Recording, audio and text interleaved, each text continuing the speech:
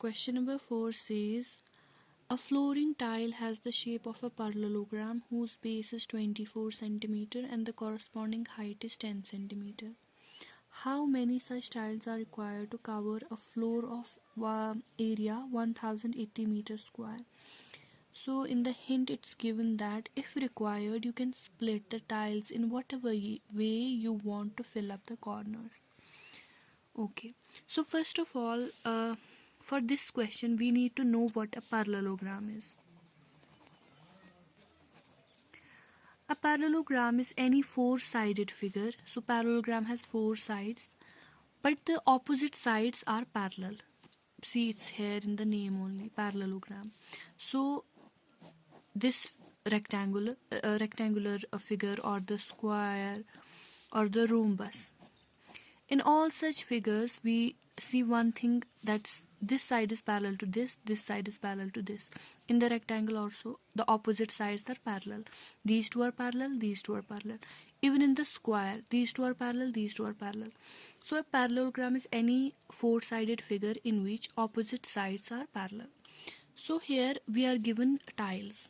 The tiles are in the form of a parallelogram, which means this side is opposite to this side is opposite to this. So area of any parallelogram, remember this, area of any parallelogram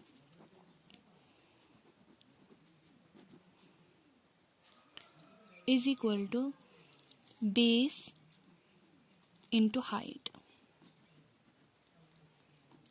So in this figure if we see, this is the base, and this is the height.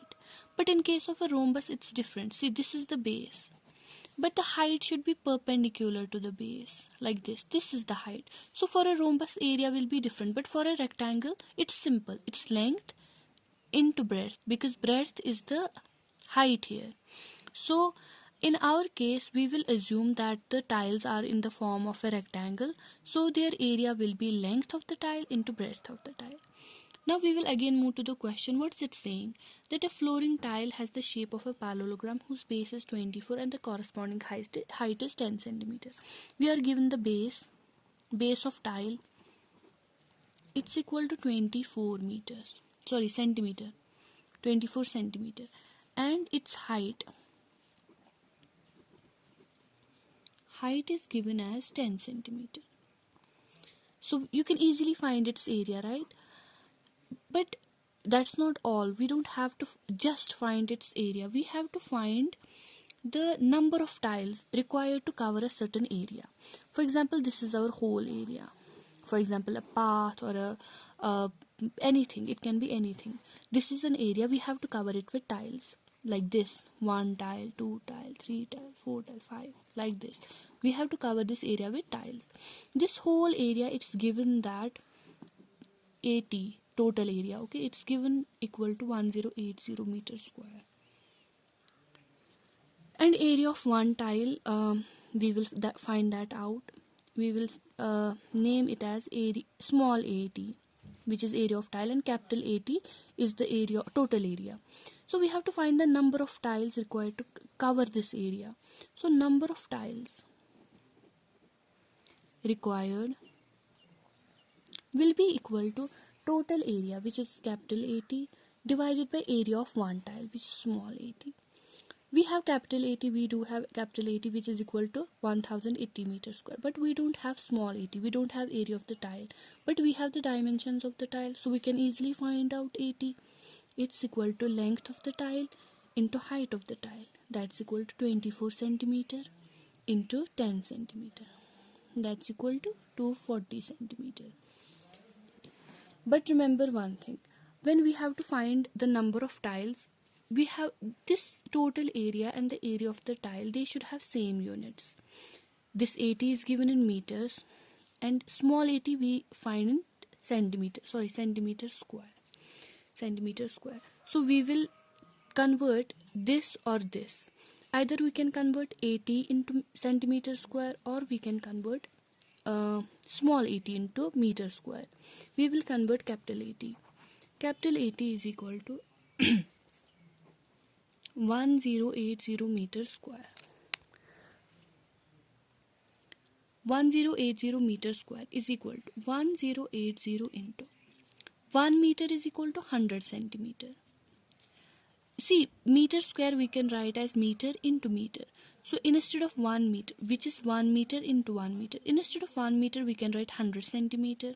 And instead of this 1 meter we can again write 100 centimeter. So capital AT is equal to 1080 into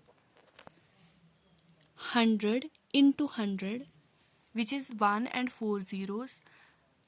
And look at the unit. Unit is centimeter into centimeter. What is it? Centimeter square. Because the area is always in meter square or centimeter square.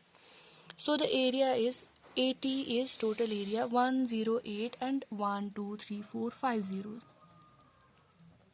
Centimeter square. So what is the ratio? Ratio is the number of tiles, right? It is equal to capital AT divided by small at. That's equal to 108, 1, 2, 3, 4, 5 zeros divided by 240. And this comes out to be 45000 tiles. This is our answer. Now we will move to question number 5.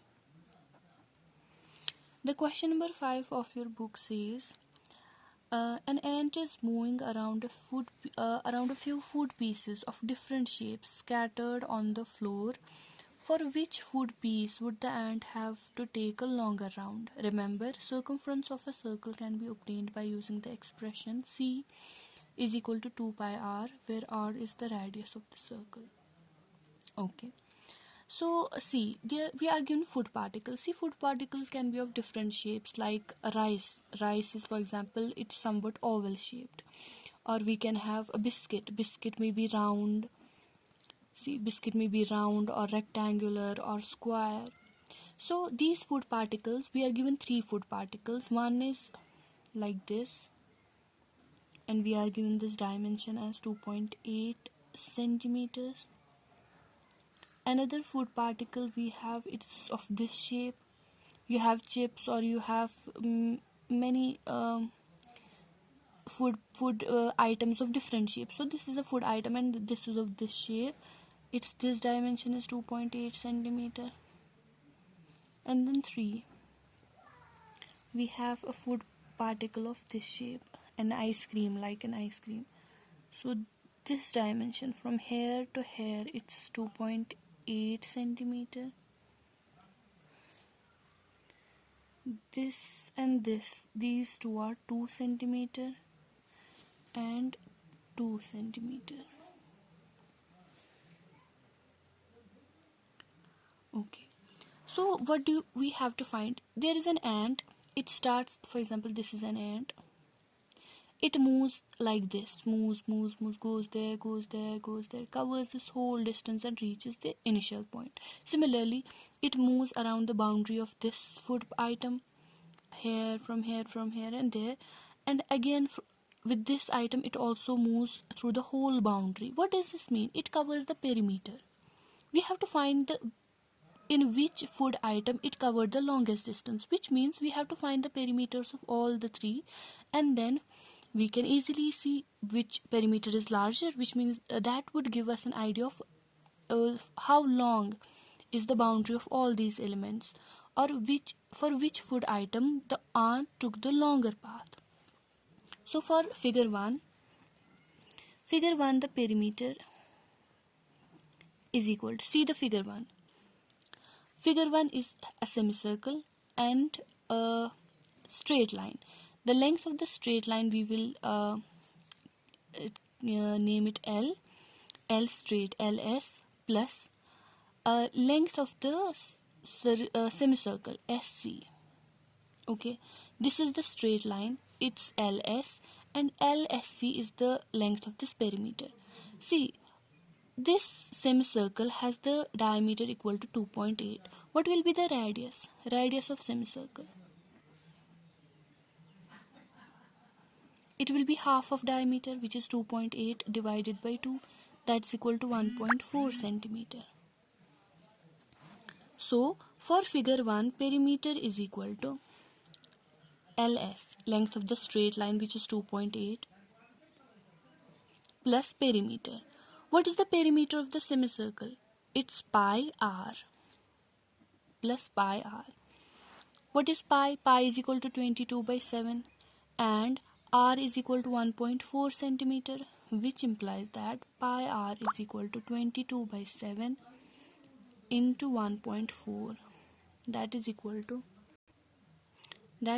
to 4.4 centimeters.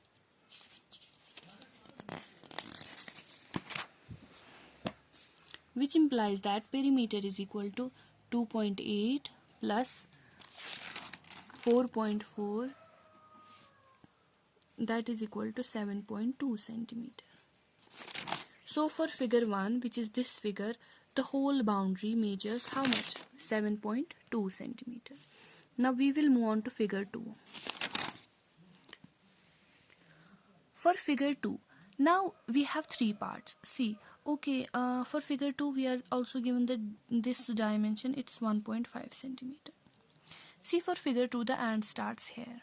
It moves this straight line, which is 1.5, and then moves this straight line, this which is 2.8, then again moves this straight line, which is 1.5, and then it moves this circumference. Okay, so the perimeter will be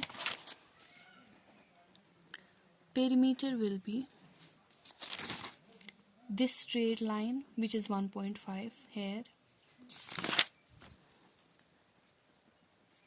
plus this straight line, which is how much? 2.8 centimeter, plus this straight portion, which is 1.5 centimeter again, plus this semicircular portion. See, like this portion, like for this question, it was a semicircular portion and it was equal to pi r. Pi was 22 by 7 and r was what? Half of this diameter. Here again the diameter is same, 2.8, 2.8. So the radius will be 1.4, like we calculated here. We calculated it here. So the perimeter will also be same, pi r. What is pi r? 4.4. So instead of this portion, this semicircular portion, we will write 4.4, which implies that perimeter is equal to, it comes out to be 10.2 centimeters. Now we will move on to the third portion. Look at the third figure. For the third figure, we can clearly see there is, for example, the ant starts moving here. So it moves like this. This is a straight portion. It's 2 centimeter. Okay. Then there is again this semicircular portion. Again, the diameter is 2.8 and its half, which is the radius, is 1.4. So from here to here, it will be 1.4 centimeter. And this perimeter that we already calculated will be equal to pi r, that's equal to 22 by 7 into radius is 1.4. It will again be 4.4, like in the previous questions. So we have 2 centimeter and this 4.4 and then again 2 centimeter. So for the third figure, perimeter will be 2 centimeter plus 4.4 centimeter plus 2 centimeter. That is equal to 8.4 centimeter. Now you have the 3, perimeter of 1, perimeter of 2 and perimeter of 3.